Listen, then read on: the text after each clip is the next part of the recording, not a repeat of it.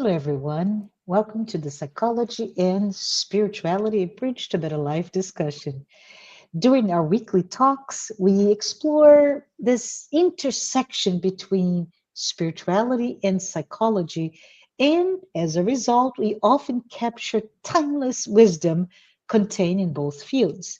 I'm your host, Marcia Trajano, and I am so excited to have Anne Sinclair with me. Anne, how you doing? It's been a while since we last talked, right? Yes, hi, I'm doing fine. And thank you so much for inviting me and feel really honored to be able to have these moments of conversation despite my very limited knowledge. Anne is the most humble person I've ever met, and it's just such a pleasure to be here with you. But today, Anne, I would like for us to talk about the idea of losing oneself, losing yourself, and then finding yourself later. So that's the movement of almost two directions, right? There's a road that you go, and then upon your return, there's some gains in doing that. And you may say, no, it's a waste of time. No, not really. And I just wanted to maybe, for the sake of our conversation, and let us perhaps just you and I imagine being on a journey. Okay, so it's no longer on a road, but just a journey, a trip, and we're there to search a treasure. This seems like more of a Hollywood movie, but let's take this world of imagination that we have at our feet, right? And we are there in this journey. We're searching for treasure, and we are so committed to this journey because we believe that physical object, the treasure, is something that we have to possess in order to feel complete, right?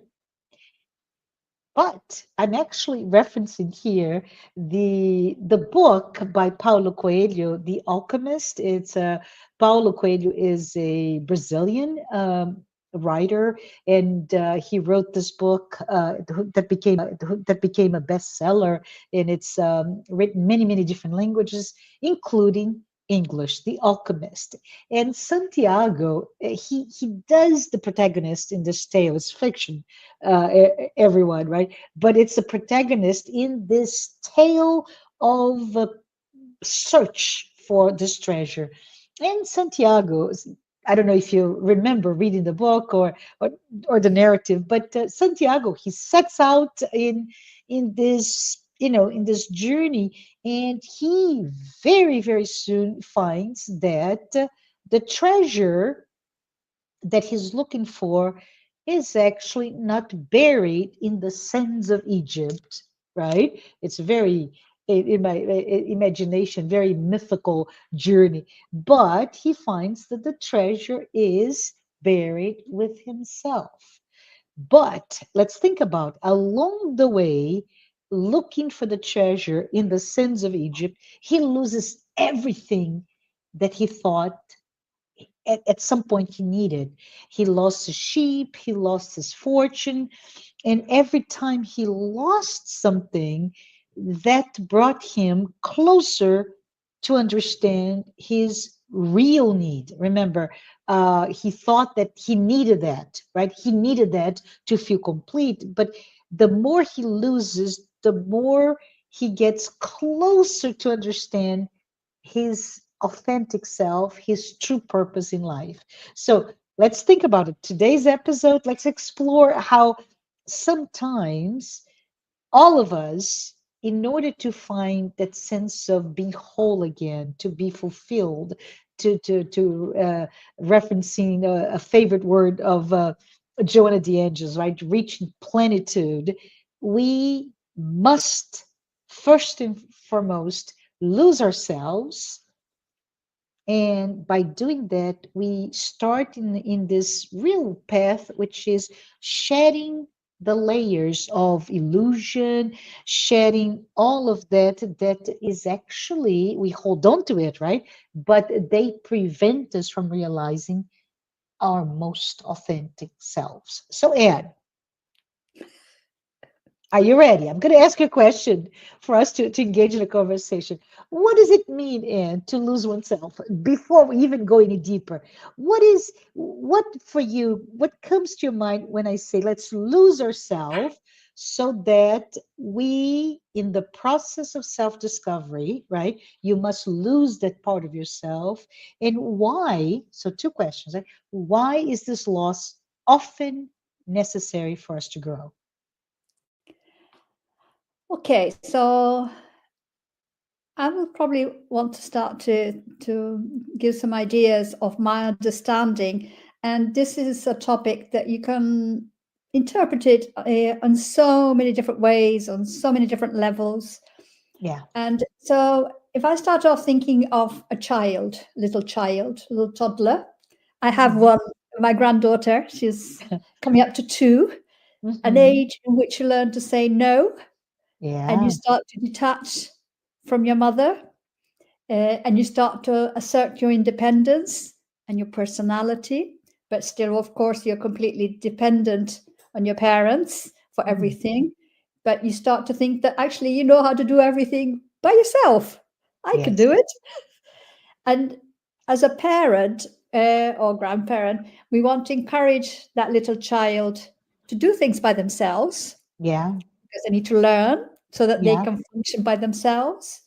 And it's a balancing act of protecting them and giving them space to experiment, to try to do it and get it wrong, so they can Yeah. learn how not to do it, and so on. So these And images, real quickly, sorry to interrupt you, but I'm just thinking out loud here as you're talking. The your grandchild, right? The here. I don't know if you say that in Britain, but here in the U.S. we often call that stage of life the terrible twos, right?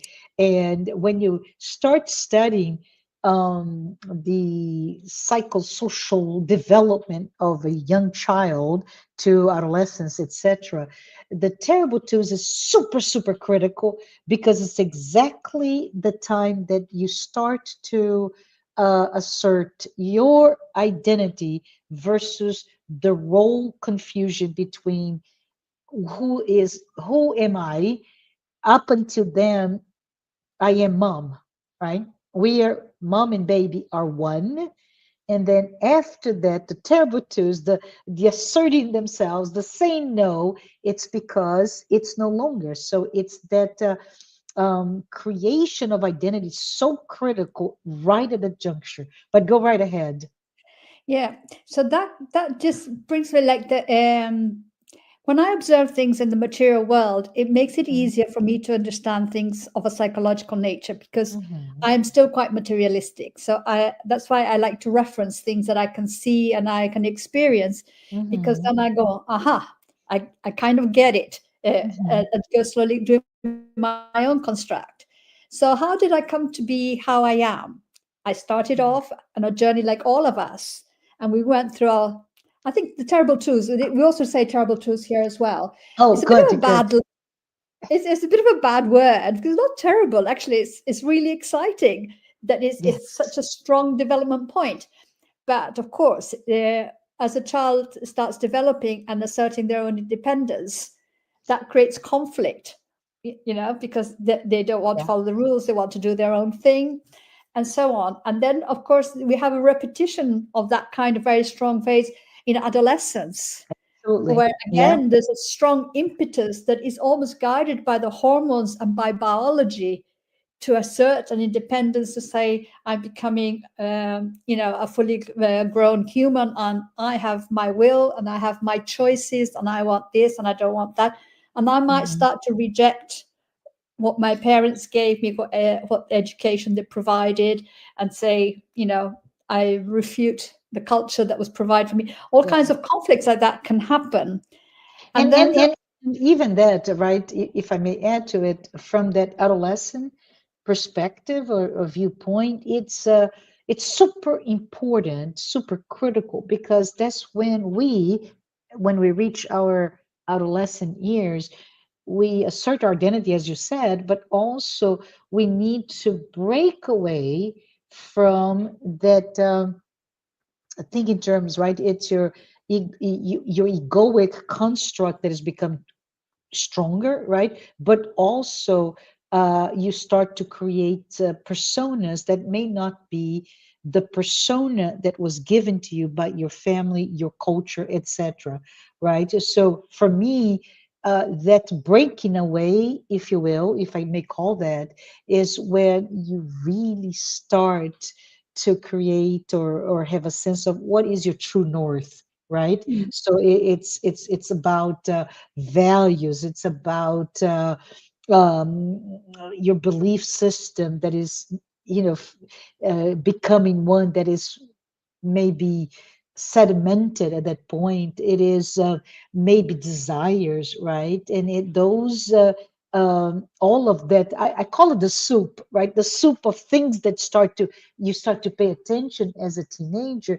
They may be found, or most of them are found outside of the families, or even the context, the societal context and the expectations, right?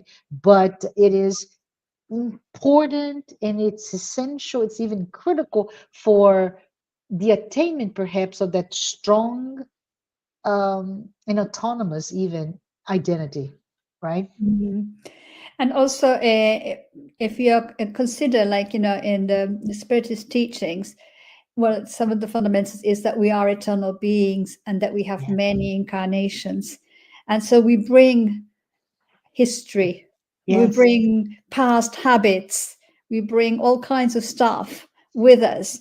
And at the phase of adolescence, that becomes more pronounced. It's almost like woken up in us because we've already had the opportunity of that initial sort of input from the local culture of our family, a situation at the moment, to try and change things. And then that explosion comes in, just to add to your soup, if you like, that those elements. So there's a lot of things going on.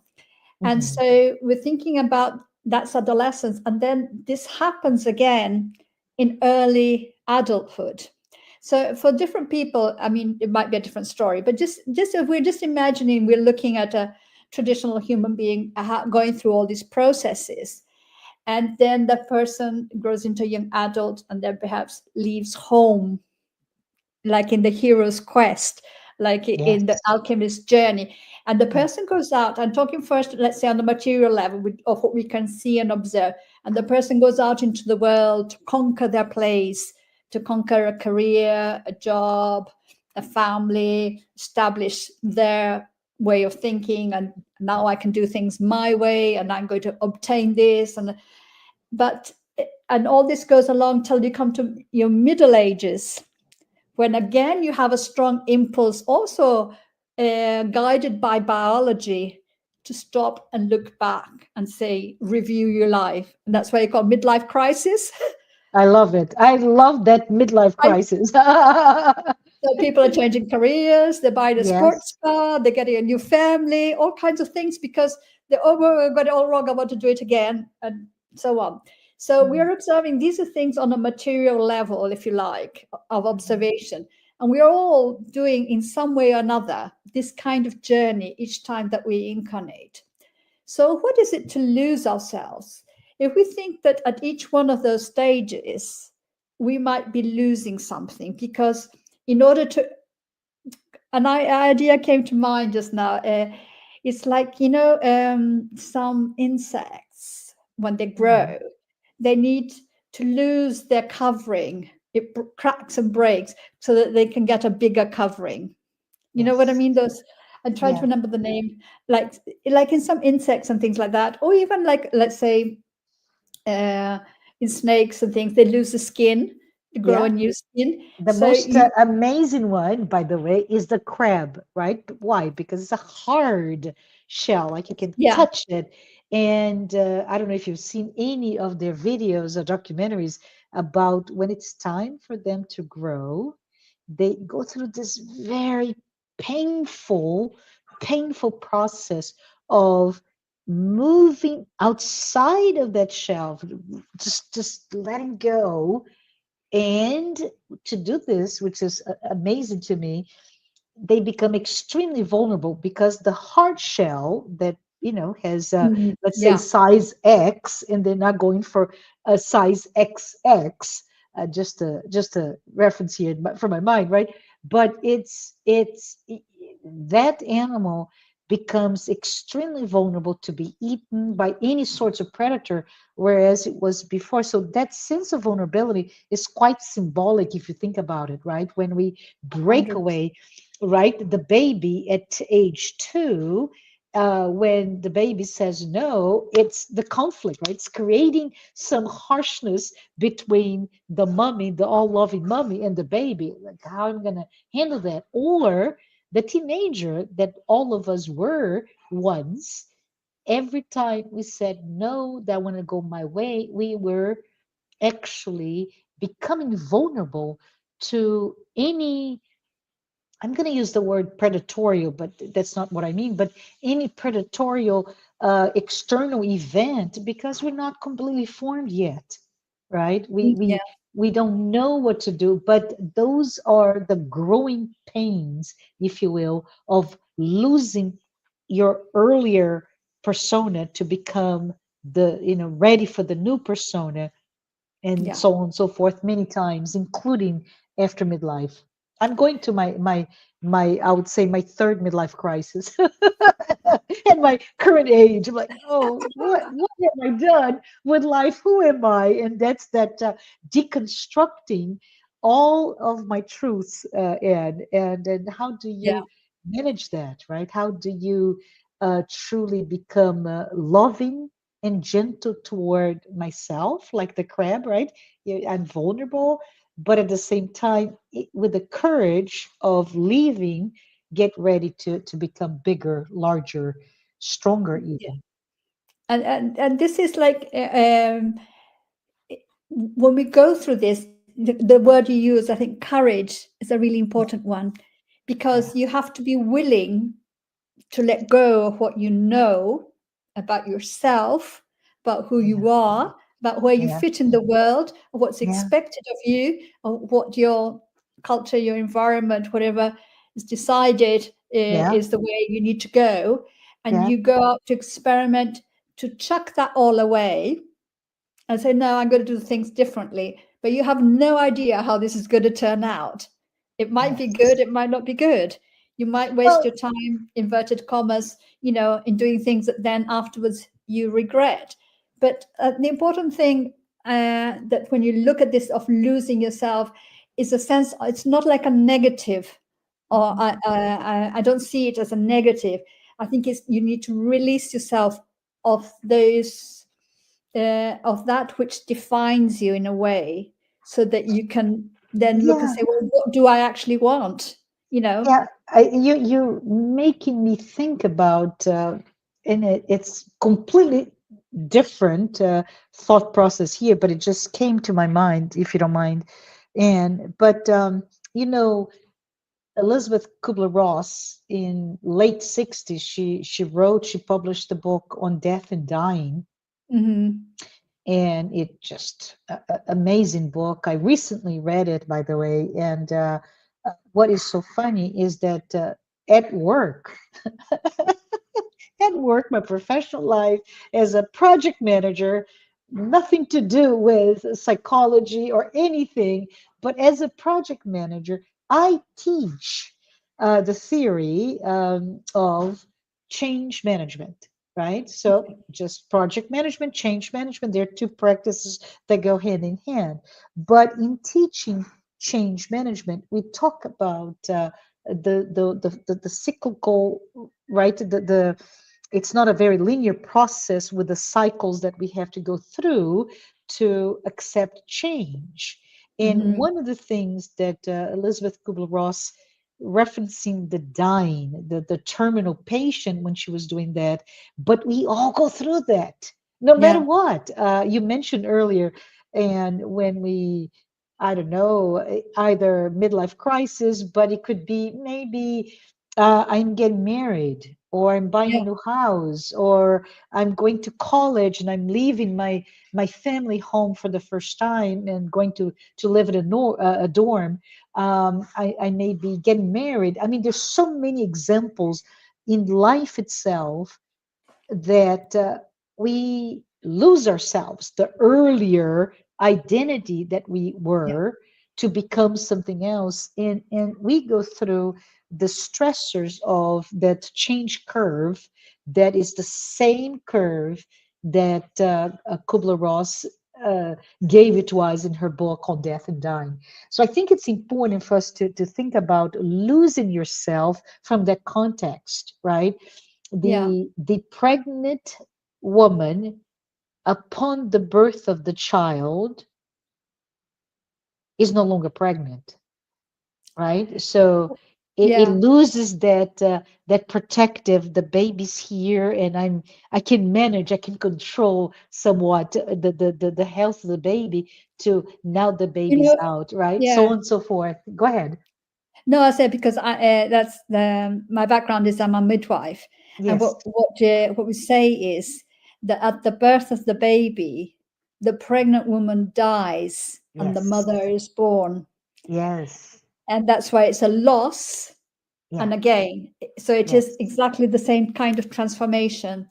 yeah, So the thing that is really interesting is that sometimes we might be self motivated, let's say, to go ahead and explore and change and do things mhm, differently and want to do this. Other times we might not be very motivated and stay at home yeah, and stay in our safe space and perhaps avoid the dangers or the risk and play pretty, if you like, yeah, and pretend that we are goody two shoes. But in fact, actually, sometimes it might be we're lacking the courage actually to go out there and face the loss. So the words like to lose yourself, sometimes it can be like, oh, you've gone down a hole into negativity, to addiction, you've lost yourself, everything that was good, you threw it away. Like mhm, a lot of sort of guilt and accusations can come from that. absolutely, yeah, But absolutely, what we see is that in nature, in God's creation, which is all nature, yeah, you have to face the changes, and yeah, it's all leading in one way. It's like the spirit saying, the spirit's book, in the law of progress is unavoidable. We will all yeah, progress whether we like it or not. We can help ourselves and align ourselves with the current of progress, or yeah, we can go fighting, but the current of progress will still take us forwards.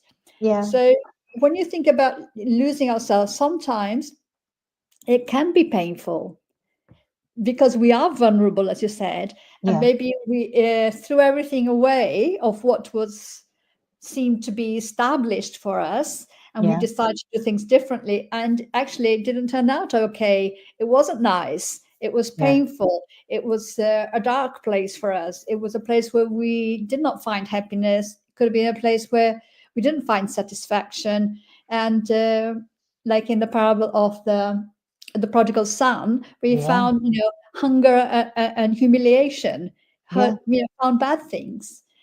And that's okay, because it's we're going through the journey. It's about yeah, how we interpret what that means and not to be judging.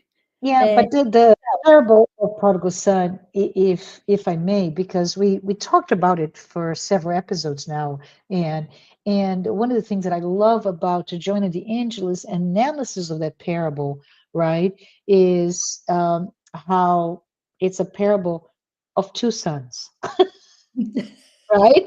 It's two yeah. sons, not just the prodigal son, but the son that stayed. And Mhm. what I find it really remarkable about it's really timeless, right? The parable, it Mhm. speaks about me and you and all of us here today. But it is a question of the shadow that each son had.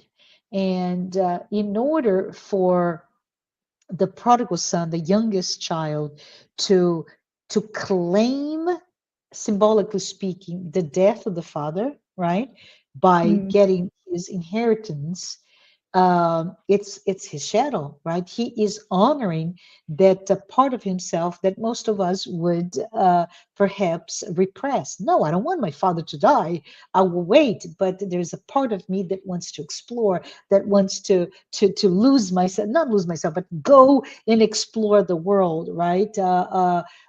Fight and become what you think is like, oh, I'm not part of the father, I am myself, let me try and explore. The other son, the older son, his shadow and is quite repressed, right? Mm. Which is actually jealousy.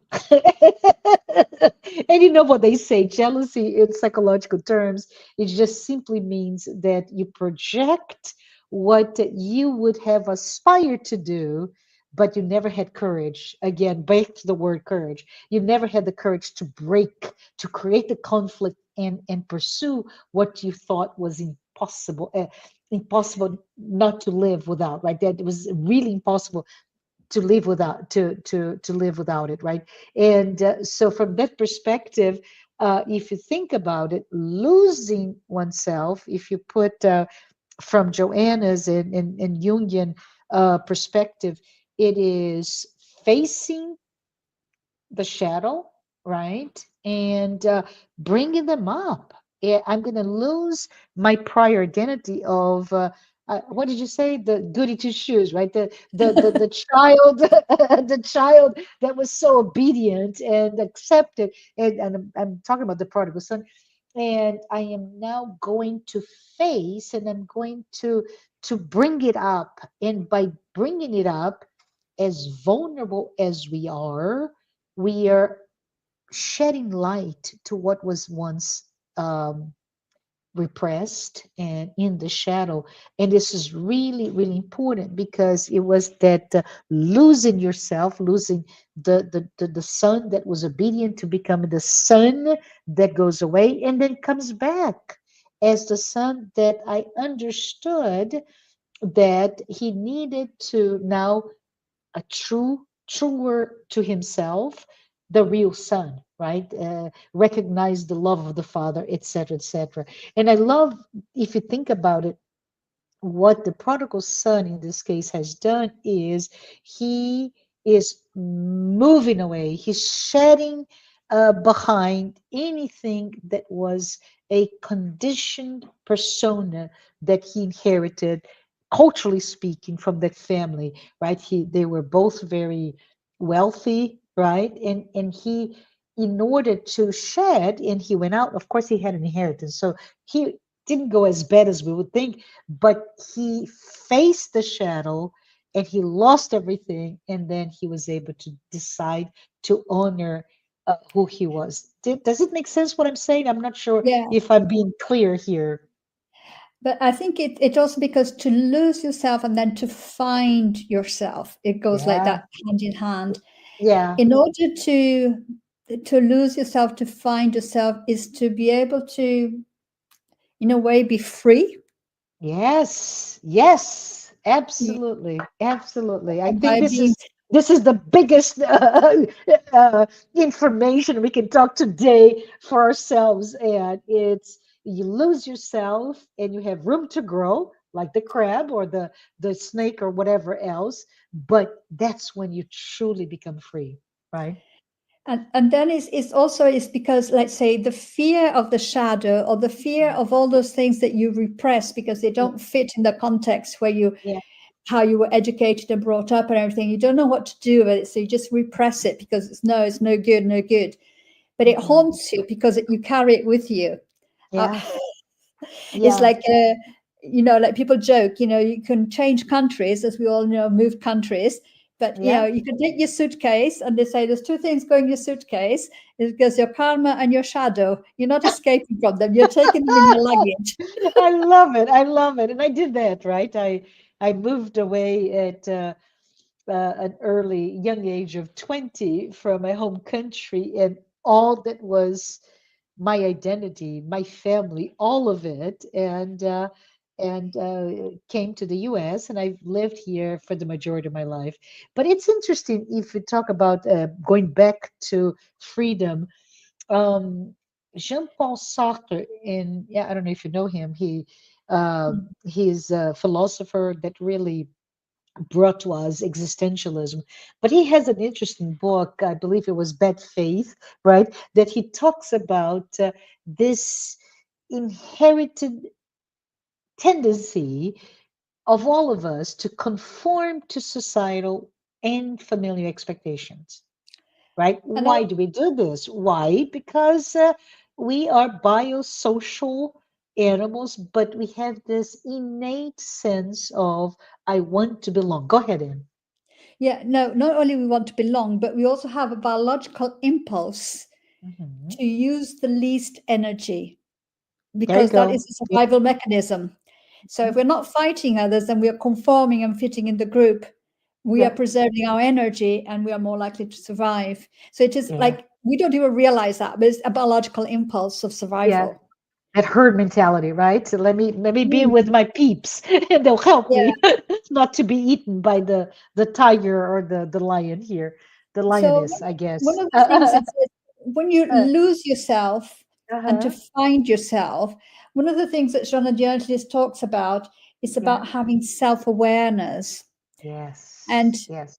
this is like one of the big questions, like, who am I? What am I doing here on this planet? Hmm. Yeah, I can plan my job, my family, all these kind of things, but essentially, who am I? Yeah. And to have that realization that we are eternal spirits having an experience in matter, Yeah. that we are divine by Yeah. provenance, we are Yeah. God's children, Yeah. and that God, that word I know can be triggering for some people, but it can, that the universe, the greater force, the first intelligence, The that is source. The the source, source. The Father. Yes. the father of everything, is a loving source, and we are Yes. part of it. So sometimes when we get caught up in our material lives, we are so worried about our material lives that we kind of forget about our spiritual side, but Hmm. we ignore it just like we ignore our shadow Yeah. or Yeah. unconscious. You know what I mean? So we don't have that fullness understanding of ourselves, that complete understanding of ourselves. Yeah. And you can't impose this on other people. This is an individual journey that each one of us does. And I think that as we go through our many incarnations, each time, we come back, if we've advanced at a certain level of our understanding, we've moved along a little bit. So we don't start right at the beginning, although our bodies start right at the beginning and do the whole journey. Our Hmm. spiritual being, our essence, whom we really are, can already start a little bit further along, a little bit, and we just go building on what we've built before. So for some people, this might be like, "What are you talking about?" This is Yes. like nothing to do. And other people might be saying, "Well, of course, because it's all about energy and spirit and things." So we're all in different places on our journey, and Yeah. the place where we are is the right place Yeah. for us. Yeah. And There is no wrong address. yeah, so we talked a lot maybe and on disruptions and conflicts and leaving to find yourself, right? Mm. Can we maybe talk a little bit about the return, right? Let's talk about the And return. yeah, Yes. what I was really thinking about is what is the place, the role of inner discovery, that self discovery, and what are maybe the steps that we can take to start to reconnect with ourselves, our true selves, right? And we mentioned the phase of the terrible twos, adolescence, and young adulthood, and went all the way to midlife crisis.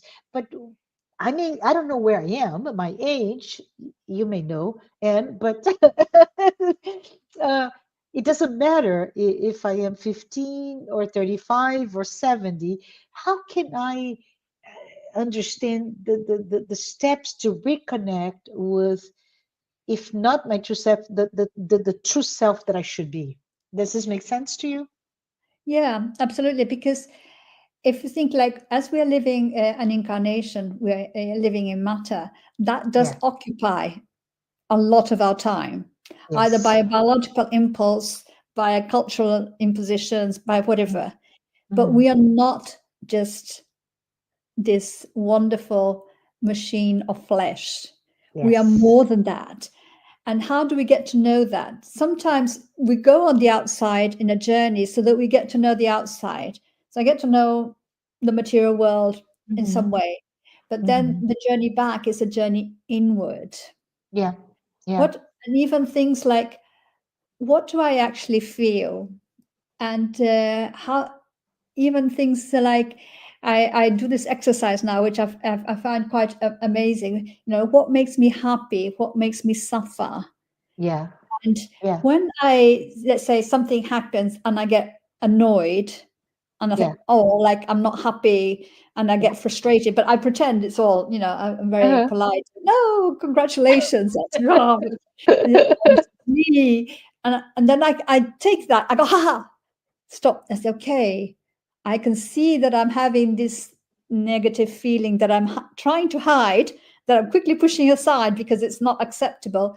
But this is telling me something about me, not to Yes. judge myself, but to say there's something here that I'm not in my inner being is not okay with this. Why am I Yeah. not okay with this? What is it Yeah. triggering?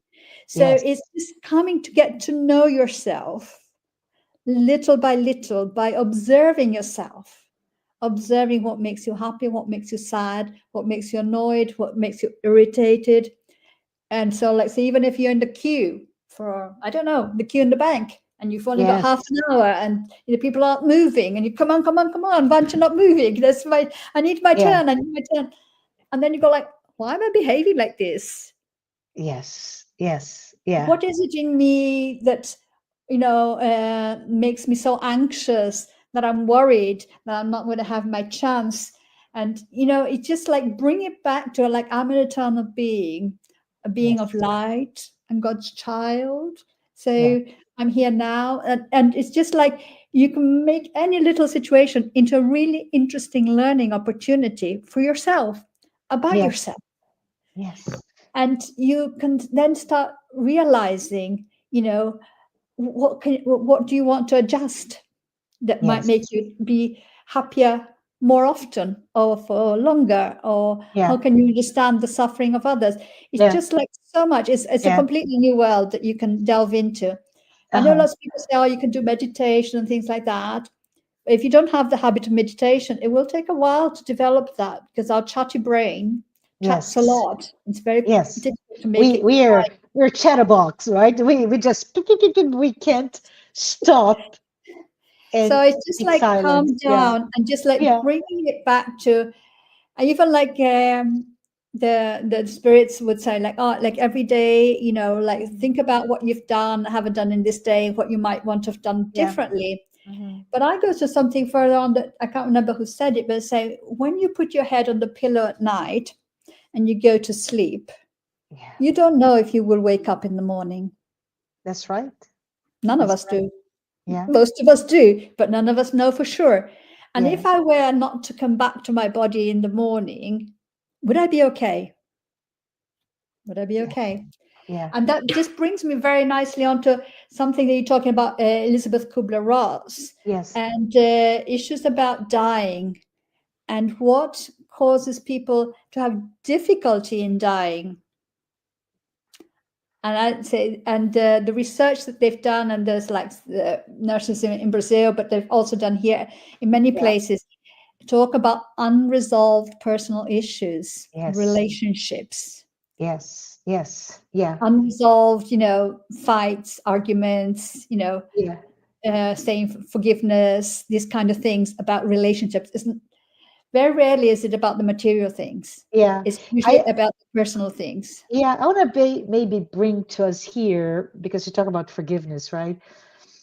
Um, I don't know if you know about Viktor Frankl, but he Yeah. is just an amazing figure, and he psychiatrist, right? His background, but most important, what makes him unique is that he was a Holocaust survivor. But while in the concentration camp, he had some experiences, very painful, and then he wrote about them in the book Men's Search for Meaning. And Mm, Viktor Frankl, he brought to us the idea, the argument that suffering, right, can lead to a deeper sense of purpose. And most people go like, what is, are you, is this an apology for suffering? But what he talks about is that if one can find meaning in suffering, you get that deeper sense of purpose, which is the return home, right? yeah. And he uses his own experience and to, like he lost his family, he endured horrifying, unthinkable levels of pain. But he kept thinking, even the most difficult, painful, horrific context or circumstances, we can choose how you're going to respond. And that's his major. I can even, I'm putting my hands like this because I can see like a seesaw. Right, we have a pivot Mhm. point at the bottom and a plank, and you can say, "I'm gonna choose to go down or go up in the seesaw of external events that come to our mind and to our lives." And then it is really a personal choice on how to respond to suffering. But he brought that key example um, of how suffering and how loss can be the catalyst for our growth, right? And I think if you think about it, in his work, he also brings the idea of healing and the power of forgiveness, right? So Mm. if you go into his stories, and he wrote a lot, and he created the field of logotherapy, right, which is all about therapy through symbols. But many of his personal stories include that element of forgiveness after going through the pain, right? And so I think if we were to say, what is Viktor Frankl teaching us?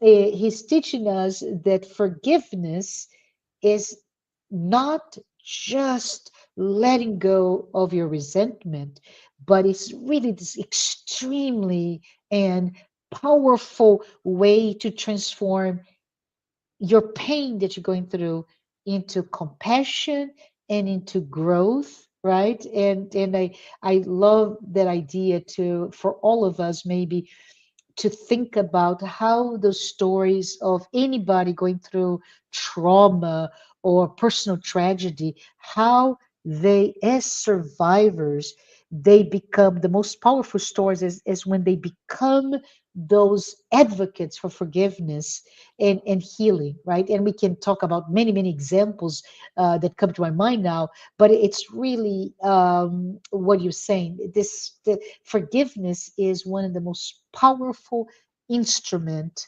for our own transformation. And I like just to add there is self-forgiveness, Yes, yes, yes. because we are the hardest Mhm. judges on Yeah, ourselves. yeah, yeah, yeah, yeah, So we need to uh, embrace ourselves as well, to love ourselves, yeah, accept yeah, that we make mistakes, that we make wrong choices, or make choices that have consequences that are not the ones that we wanted.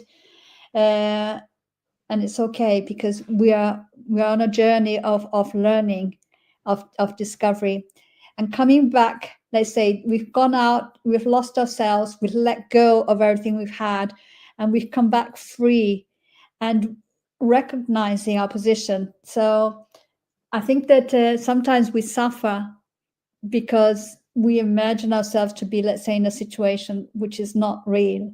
We yeah, have a fantasy, and when our yes, fantasy breaks, we suffer yes, because we thought, "Oh, I thought I could do that. I thought I could endure that, but I was mistaken. about where I actually was. That's really tough, that self-knowledge, and to realize. And you know that in the spiritist teachings, the spirits say that we're in a world of tests and atonements. That means it's a world where we are all sort of toddlers, inverted commas, except for those who are our teachers and the more advanced. So Yeah. it is a world where difficult things happen. But if we are here, it's because this is our level. If not, we'd be somewhere else. It's tough. It's tough. It's tough. And it's It's not to tough, put but ourselves it's down. not unattainable, right? We are You where we know, need to be. Yeah. the toddler will grow up. The Yeah. adolescent will grow up. We will also grow up. And if we are toddlers, we can't expect ourselves to be doing what we can't do yet. Our parents, our father knows exactly where we are. It's that sometimes like we are like a toddler saying, I can do it, thinking I can jump in the car and drive it and my little legs don't reach the. I can't see. But sometimes, spiritually speaking, we can be a little bit like that sometimes. That we Yeah. think we can do it because we've got some level of freedom and things, and we get all excited, and actually we don't see ourselves for the level that we actually are. And it's not like we're bad. It's just that we are young. Mhm. We are Yeah. growing, Yeah. still on our pathway, Yeah. which I love reminds me. that. Yeah. Go ahead.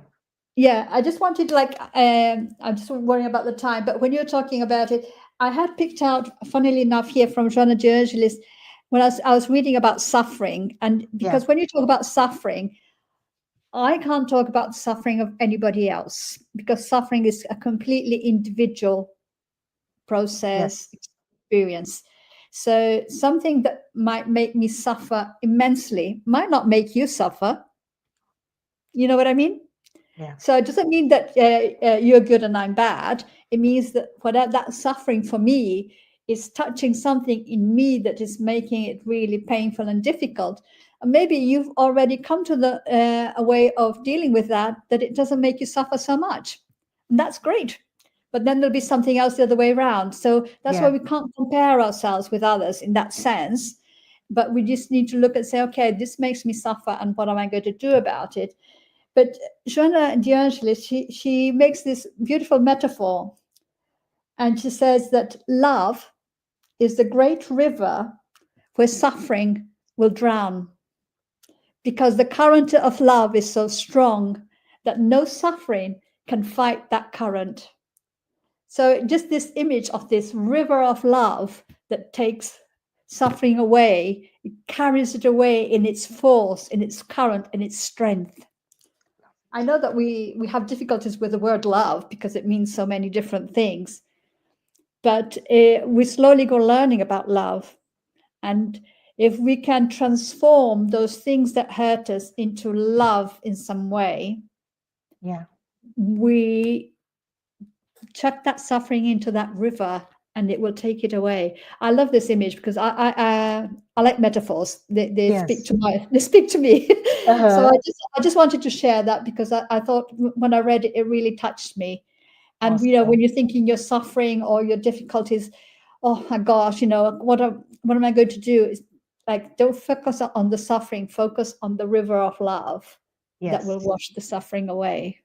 And that's a gift that Joanna de Angelis is giving to all of us here today with this metaphor, this image.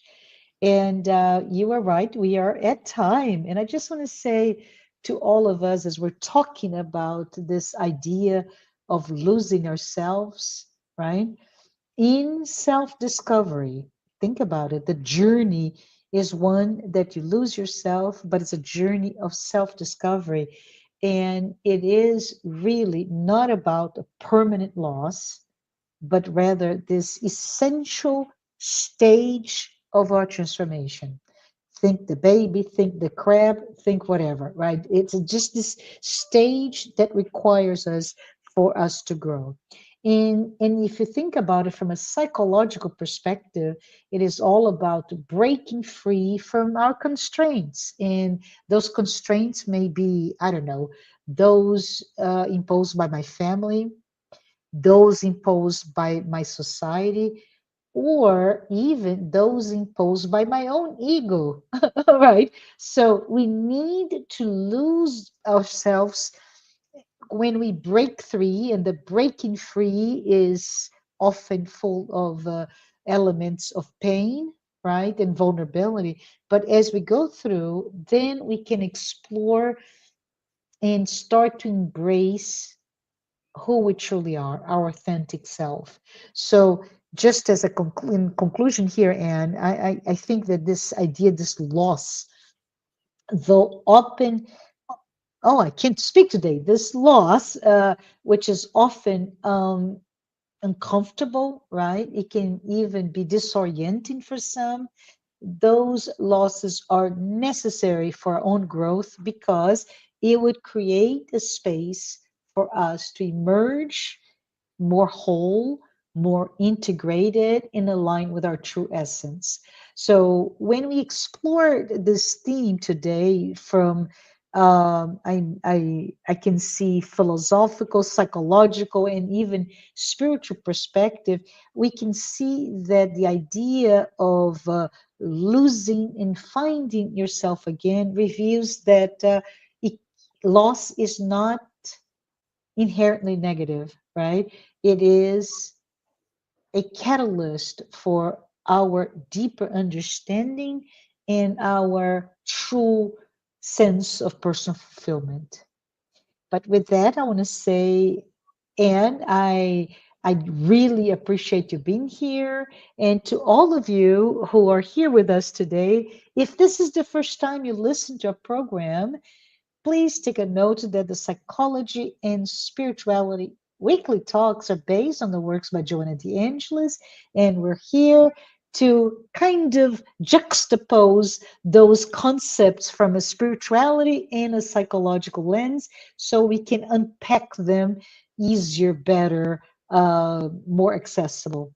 Thank you so much, Anne, and thank all of our sponsors, Mansão do Caminho, the United States Spiritist Federation, the International Spiritist Council, and AMI Brazil, the Brazilian arm of the Medical Spiritist Association. We'll be back next episode, so please stay tuned and goodbye, everyone. Right.